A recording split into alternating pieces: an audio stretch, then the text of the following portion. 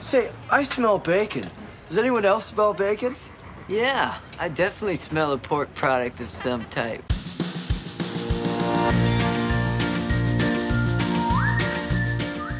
Hi there, and welcome to Baseball by Design. I am SportsLogos.net minor league baseball correspondent Paul Caputo, broadcasting live, as always, from the Sunday Helmet Hall of Fame in my basement in Fort Collins, Colorado. Today, we're going to be talking about the Macon Bacon, a collegiate summer level team that's been playing in the Coastal Plain League since 2018. I'll be speaking with designer Tony Canepa later on in this episode. He's the designer who created the logo for the team. And of course, Dan Simon will be back with a Studio Simon Stumper. Right now, I'm so happy to be talking with Brandon Raphael, who might have the greatest title in the whole world, President of the Bacon. President of the Macon Bacon, Brandon Raphael. Thank you so much for being here. Hey, Paul, thank you so much for having me. Super excited to chat with y'all today. Well, this has been a really fun brand for, a few years now, a great Twitter presence. It's been, it's been really fun to follow this team and sort of coming out of nowhere and making a name for itself. I just want to start right out with, where does the name Bacon come from for a team that plays in Macon, Georgia? That's right. Well, like we do with all of our teams, it's fan created. And when we first jumped on board, our first season was 2018. So in 2017, we made the announcement that we're coming to Macon, Georgia, and started a naming contest. And it was amazing to see all the various votes and suggestions.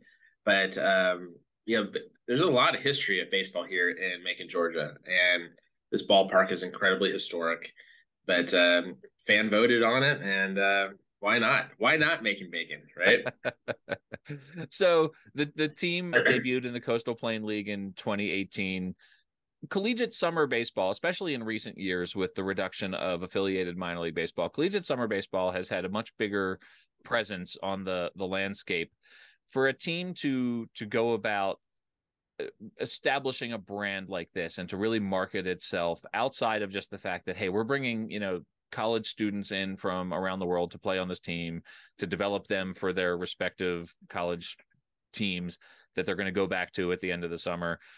The idea of college baseball expanding from that sort of limited role to it's full-blown marketing. We're selling gear all over the country.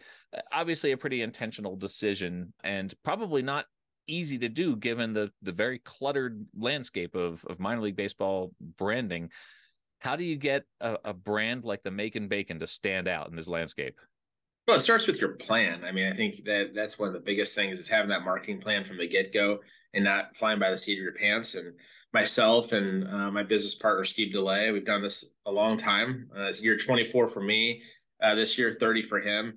And the whole thought process is having that beginning of that planning session and understanding what it is that you want to do. We had it planned out. I mean, when we were with Mandalay Baseball Properties for a long time, and having the Frisco Rough Riders, the Dayton Dragons, and the Las Vegas 51s, the basic premise was already there. And it's just, how do we take what we know and how we've built, and everything is revolved around entertainment and all-you-can-eat plans and cool logos. And the thought process was, from the beginning, how do we do that and bring that to Macon, Georgia? And Macon is just a star for baseball. There just wasn't much here. And this ballpark is 94 years old this year, Luther Williams Field, second oldest minor league ballpark in the country. And so when you think about historic nature, the area star for baseball, the last minor league team that was here was in 2001 with the Macon Braves, that became the Rome Braves. So I think it's from the beginning, people were interested to see what we could bring in, and from the get-go, doing something fun with a fun name, fun logo was definitely the start of that. You mentioned the Macon Braves, and they're now the Rome Braves. None of the teams that you mentioned that you've had involvement with previously are affiliated teams named for their parent clubs. I think it's identifying with that community. So when you go with that traditional team name, you're identifying with a parent club. Right. Now, I think it works sometimes when it's like the proximity located to where that parent club is. Yeah. But, all of us were in minor league baseball. Really your connection to the major league team was just your player development contract. Everything else is way different now, right? And the control that Major League Baseball has on their teams, their minor league teams. but it's a sense of we get to have our own identity, and it's something pretty cool from that perspective. Sure. You mentioned a couple of the other teams that you've been involved with over your lengthy career in minor league baseball, and it's amazing that this is the first time that we've actually had the opportunity to speak. So I'm very grateful to get this chance to talk to you.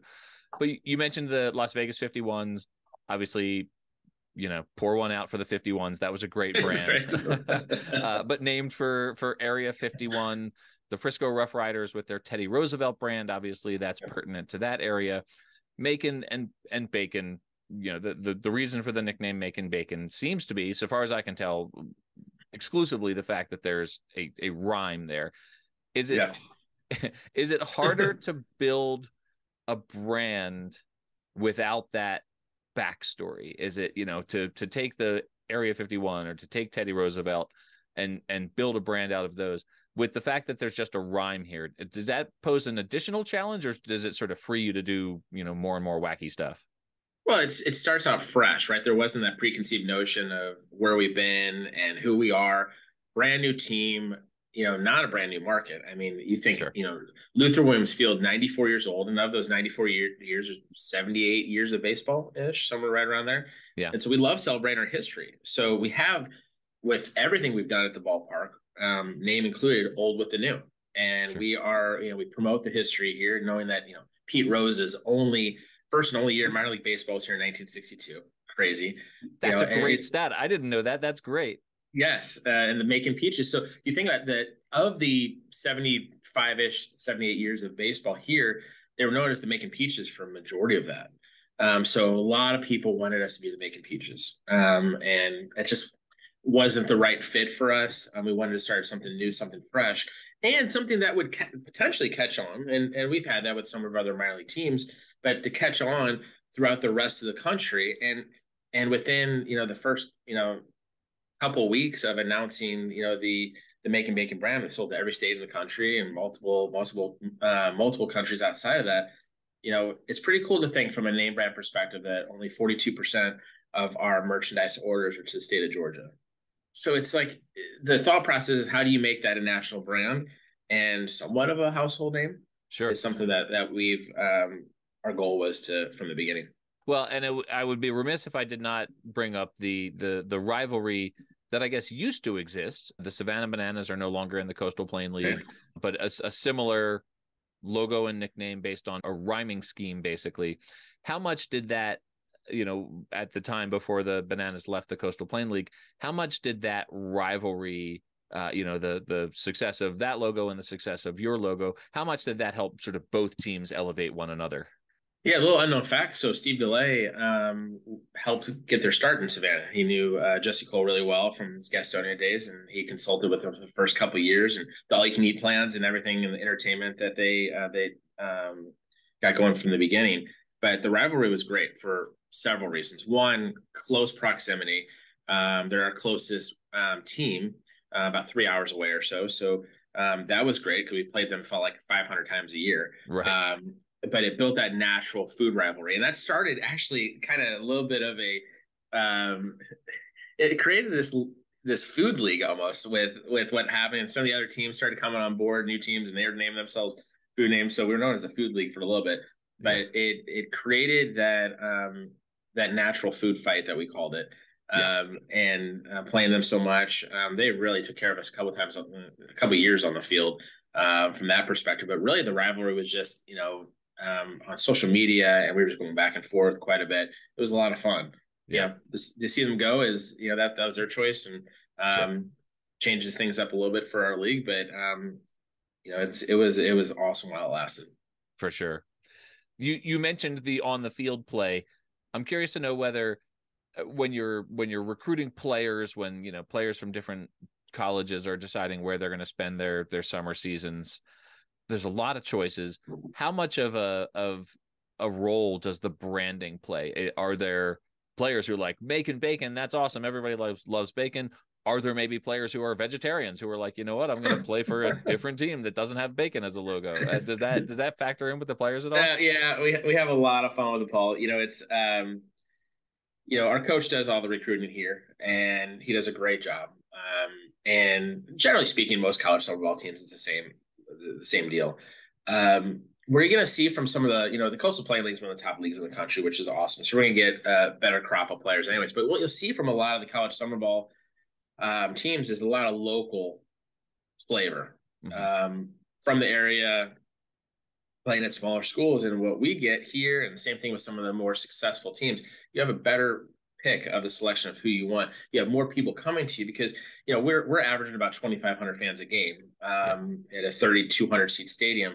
A lot of these student athletes are playing in front of a couple hundred people in front of their school.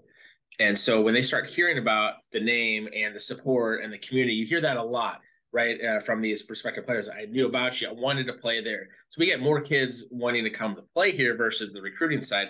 So we get to choose a little bit. But when they're sitting in front of 2,500 fans and sold out crowds, getting autographs after the games, they're just not used to that. So it's an adjustment period for some of those guys, but it's amazing to see the experience that they get when they come here, staying with host families and everything in between. Well, and I'm going to speak with Tony Canepa next about the work that he's done on the brand for this team. I really enjoy some of the uniform sets, like the full, maroon uniform set. And, some of this, the branding extends beyond, the logo to the full uniforms. And I'm sure the players get a kick out of that. So absolutely. Yeah. Well, it's a really fun brand. It's a fun team. I'm glad to finally feature it. Before I let you go here, I wanted to ask you about the alternate identity that you did, the Macon Eggs, a very, very yellow brand, and obviously, a compliment to the bacon breakfast identity. I kind of feel like there's a partnership with the Montgomery biscuits in store here in some way. Now I'm getting hungry because it's before breakfast as we're doing this interview. How was the Macon Eggs identity received? Well, actually, that was came out of COVID in 2020. We actually played live baseball in front of live fans. We were only a few teams in the country that did that. We just reduced our capacity, and Georgia was a pretty open state, so we had the availability and that support from our governor and our mayor. And so we just didn't have enough teams playing us. So we wanted to play a full schedule for our fans. And so we came up with an alter ego, or we called it alter ego, and had fun with it. And it was a no-brainer. I mean, it was immediate. We didn't even have to think about it. It's got to be the Macon Eggs. So Tony actually helped us create the logo on that one as well. And it stuck. I mean, we had a lot of people wearing Macon Egg gear, and so every year, even though we're not really obviously needing to play those additional games, we'll play as the Macon Eggs at least once a year. A lot of support. It was very confusing at first. A lot of our fans were like, what is this? Because we had two teams here. We played Savannah, we played Lexington County, but then we had to play ourselves sometimes too. So we brought in a second team, a second crop of players, and so it was just a lot of fun. The yellow is not our favorite color. Okay. I will tell you that right now. There's nothing in our ballpark that's yellow, and there's certainly no banana flavored anything, even since they're long gone. A quick side story. So Dippin' Dots, our first year, come in and say, hey, here's some of the most popular flavors. And they said they're really the most popular flavor throughout all their brand is banana split. And we're like, absolutely not. Not one chance. So the Macon Egg brand was a lot of fun. And we still get some people buying some gear, but it's different, right? And so, I don't know, do we bring in Macon Coffee next? Do we do Macon Grits? Have a little fun with it. But it kind of created that second alternate that we just did not necessarily have on the purview. That's fun. Did the Eggs ever play the bananas on the field? I imagine that would have been like pretty bright to watch. You have to shield your eyes.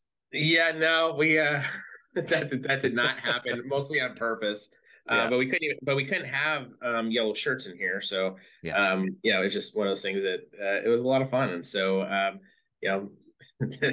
scrambled eggs and all kinds of funny things we talked about. It was great. I have one last question. Yeah. Are you guys doing? You mentioned Dippin' Dots. Are you doing helmet Sundays with the bacon logo on them, the little plastic ice cream helmets? That's been a really goal of ours. Our food and beverage director, Jonathan, is trying to find the best place to do it. The biggest thing for us is affordability on everything we do. Family friendly, entertainment, affordability. Those helmets are expensive. And the last thing we want to do is upcharge our fans to have to do that. So we would love to do that, but we haven't quite yet. Okay, well, we know that if that happens, there will not be banana split flavored Dippin' Dots. There certainly will not. Well, Brandon, thank you so much. This has been a lot of fun. Where can folks find the bacon? Where can folks find you on social media? Absolutely. So MaconBaconBaseball.com is ours. It's a long one, but it's a good one. And then we're everywhere, on Twitter, Facebook, TikTok, everything in between. And we just really appreciate the opportunity, and we have lots of fun. So for those that are listening, if you're in the area and you want to come down to a game, we'd love to have you. But appreciate the time.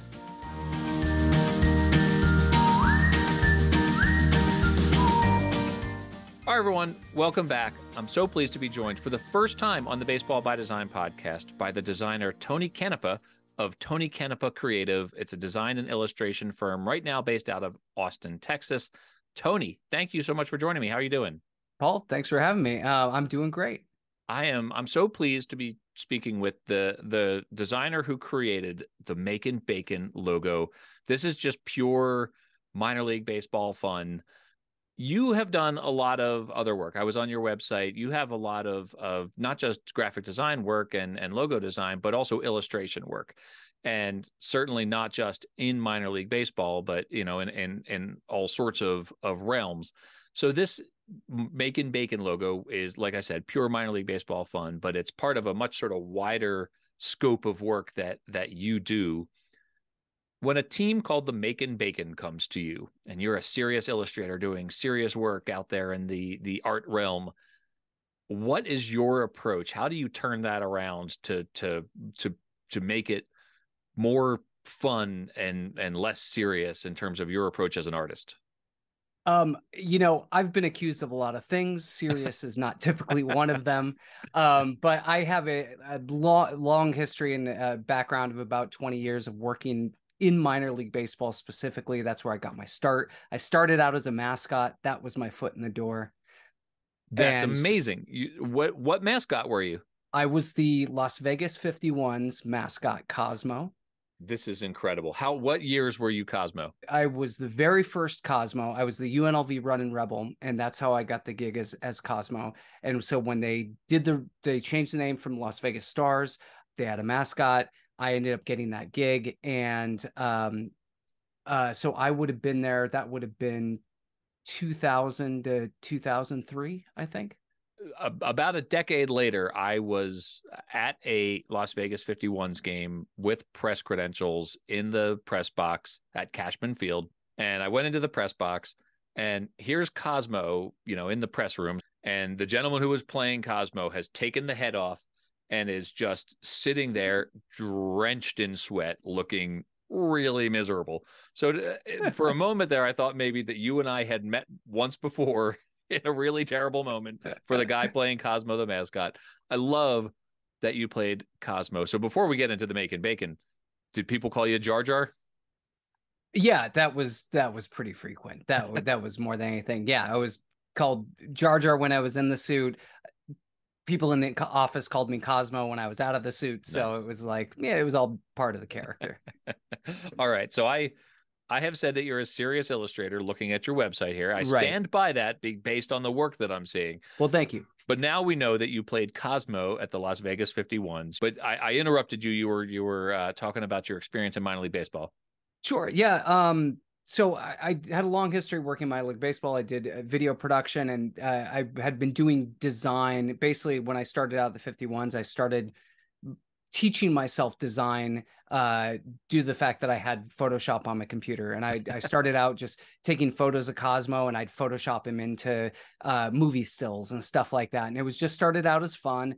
And then we decided to use those photos as our season ticket graphics. So I got to design the season tickets, and that was one of my first design gigs. Yeah. And so I would just pick up skills as I went along. And then when I went down to the Frisco Rough Riders, I continued to do all of their design. Then I started doing it for the rest of the Mandalay Entertainment teams. And I basically just picked up skills as I went. And I was lucky enough to work for some really great people, one of them being Steve DeLay, who is one of the owners of the Macon Bacon. So 20 years after we met, he calls me up, and now I'm freelancing on my own. And he says, we've got this team. It's down in Macon, Georgia. It's got this great vintage ballpark. And we're thinking we're going to call it the Macon Bacon. And so I'm sold on the name from the get-go. It's beautiful. And what was really nice is he and the other co-owner, John Spolstra, they had a really good idea of what they wanted. And they definitely wanted a bacon character. That was number one. And so what was nice about that is it gave us a really good place to start. And so I started sketching bacon characters and, swinging a baseball bat, doing different things.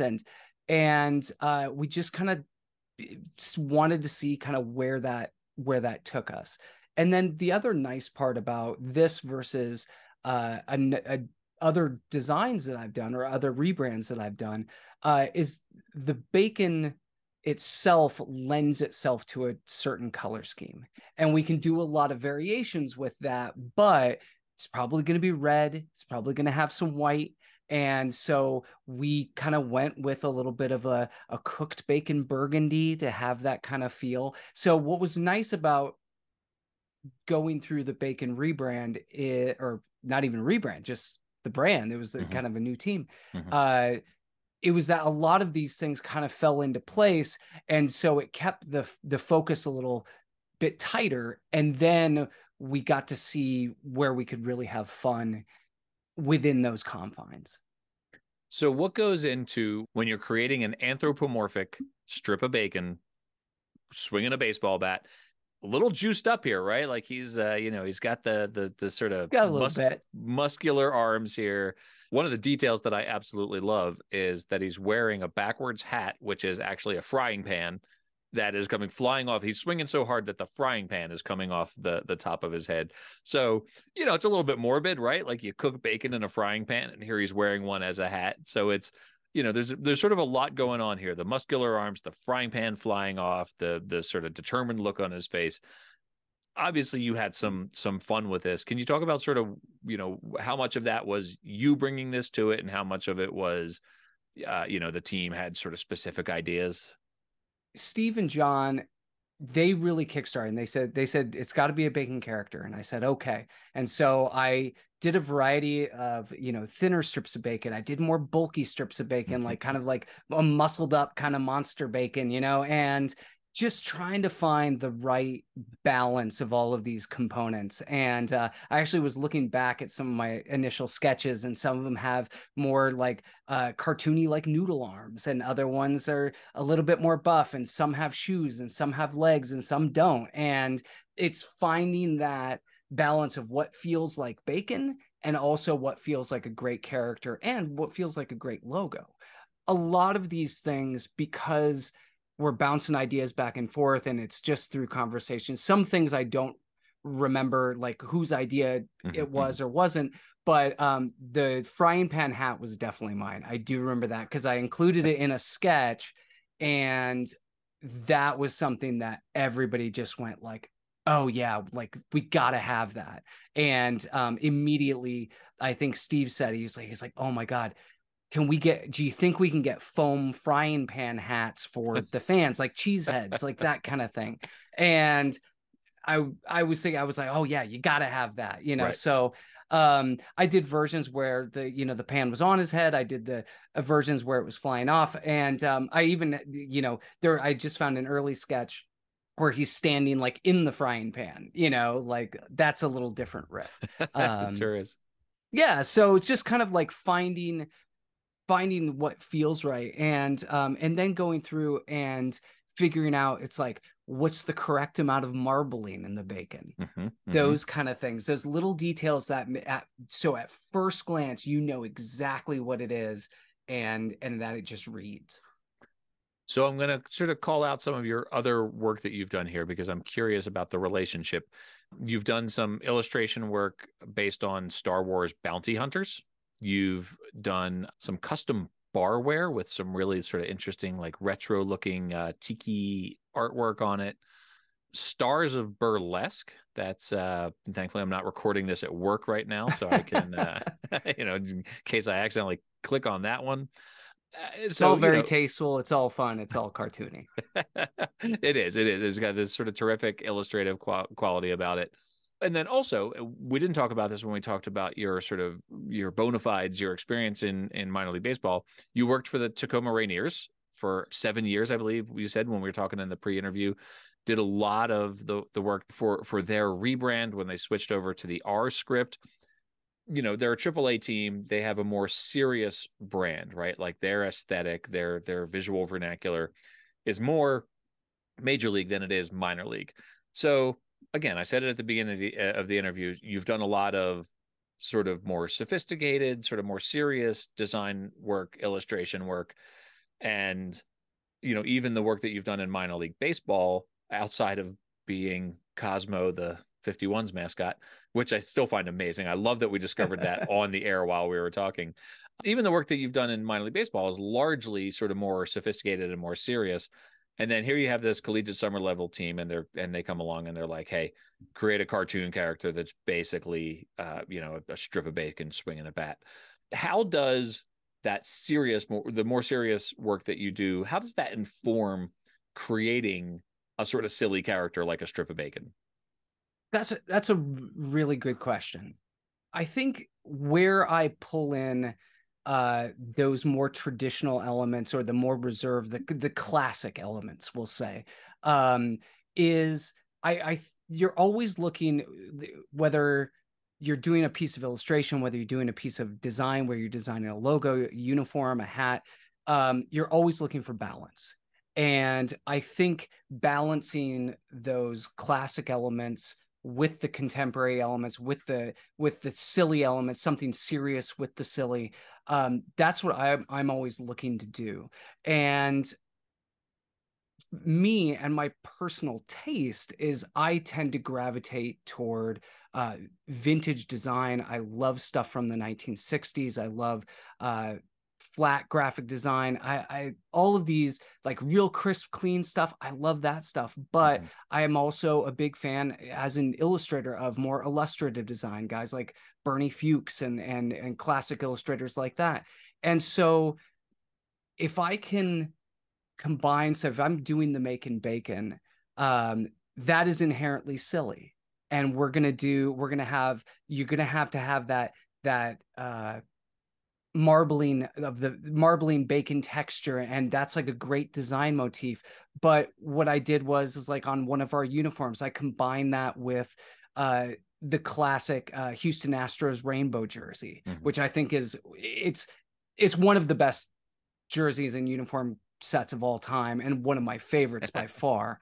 But doing that rainbow design, but with the bacon motif, that to me is something that I felt was very classic, really cool, fun, but powerful. And through the other uniform sets, you might even kind of notice it's like the overall aesthetic is pretty classic, but like when you start to look closer, you have the Bacon M on the hat. You have all of these classic design motifs, but with this fun, silly edge. And I think trying to find that right balance and hopefully achieving that is a great goal, because that way you can, like, from the stands, you look like a great, classic, fantastic looking baseball team. But when you get up close, or when you buy a hat, when you buy a jersey and stuff, it has that sense of fun that everybody's looking for. That's why you go to a minor league baseball game. It's because you want to have fun. Absolutely. Yeah. And I'm looking at these, you were talking about the uniform designs. One of the things that stands out to me is the first alternate. And I would really, by the way, encourage everyone who's listening to go check out your website. It'll be in the show notes, but it's tonycanepa.com. And, some of the illustration work that we've been talking about is up there. And I was clicking through that and enjoying that. But also all the work that you did for the Macon Bacon is on there. In particular, the uniform that stands out to me is the one that is all maroon. The socks, the pants, the jersey, everything is full maroon, such that the player actually looks like a strip of bacon, because there's the pinstriping up the side. The identity extends all the way to the uniforms. So I really enjoy that about it. I've already kept you longer than I meant to, but I do have one more question for you, which is the reason I do this podcast is because I love telling the stories about what these logos and nicknames mean to their local communities. And so often, you have, for example, the Rocket City Trash Pandas, they have the Marshall Space Flight Center there, right nearby. There's a connection to NASA and rocket engineering. And so, there's a whole story behind where that nickname came from. With this team, it's pretty obvious that Bacon rhymes with Macon. That's the origin of the name. Was there something else about Bacon that related to Macon, or was it purely just the rhyme? As far as I know, it was more the rhyme and just the fun of that. And I think also it was because they're in the same league as the Savannah Bananas, it was kind of a piece, but also a contrasting kind of thing to that, and who doesn't love bacon? Who doesn't love bacon is absolutely right. I mean, it's honestly such a fun brand, and I'm so glad to have gotten to feature it on the podcast, and also so glad to finally have met you, because I've seen your work out there, and so I'm really glad to have had this conversation. I mentioned your website, tonycanepa.com. Where can folks find you on social media? I'm predominantly on Instagram. I do have a Twitter. My handle is the Tony Canepa. And yeah, you can find me there or at tonycanepa.com. There's always new stuff kind of coming out, always new things. And I need to get my Florence Flamingos stuff on my website. Okay, so we get to talk again. If you did the Florence Flamingos, I'm absolutely going to do an episode on the Florence Flamingos. We will talk again. That is good news. And then someday, I'm going to do an episode. I am going to do an episode on the Aviators. That's actually on the schedule and is coming up in the not too distant future. Someday I'm going to do an episode on the Las Vegas 51s, and I'm going to come back to you to talk to you for the 51s episode, because, having someone who played Cosmo on a 51s episode is going to be pretty great. That'd be fantastic. Tony, it was a pleasure to meet you. Thanks so much. And we'll talk to you next time. Thank you so much.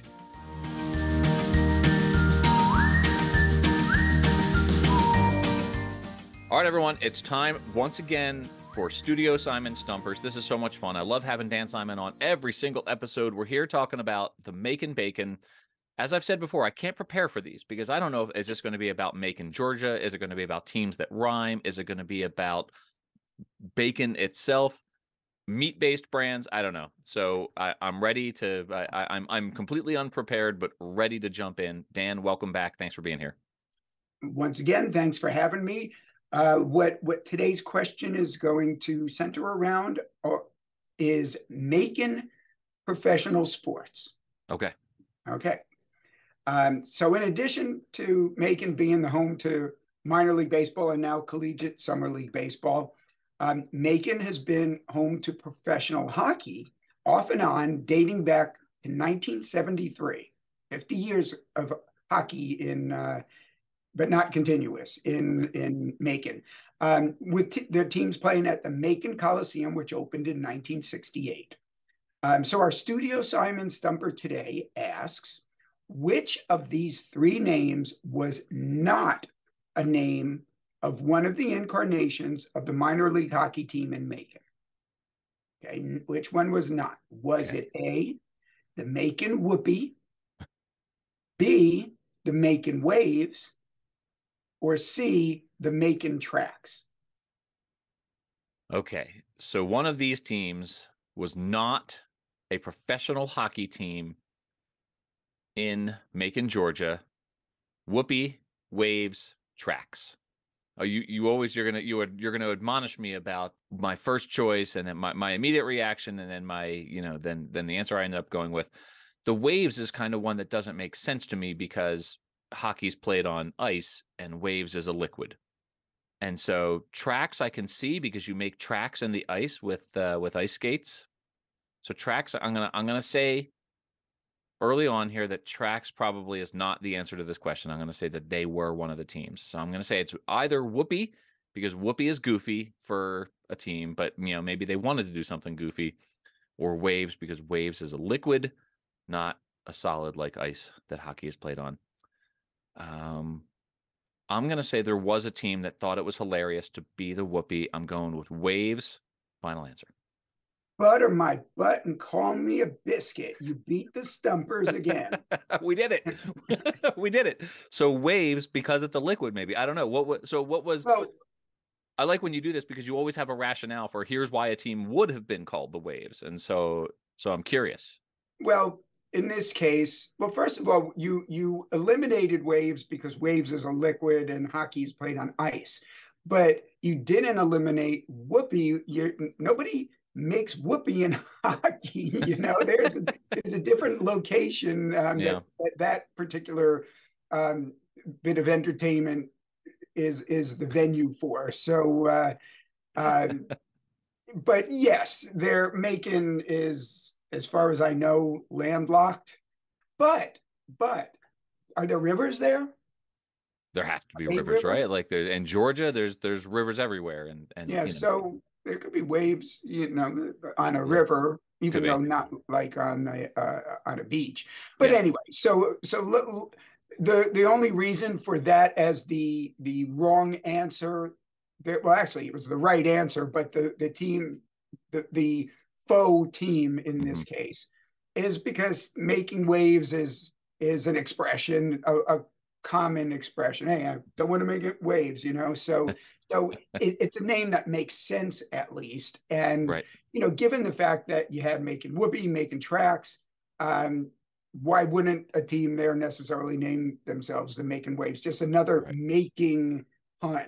So the history there, the first professional hockey team was the Macon Whoopies, plural, who played in the newly formed Southern Hockey League in 1973, but they disbanded at midseason due to poor attendance. I guess the South was not yet ready for hockey. Yeah. Then there was the Macon Whoopee, singular, that played in the Central Hockey League from 1996 through 2001, but then they went bankrupt.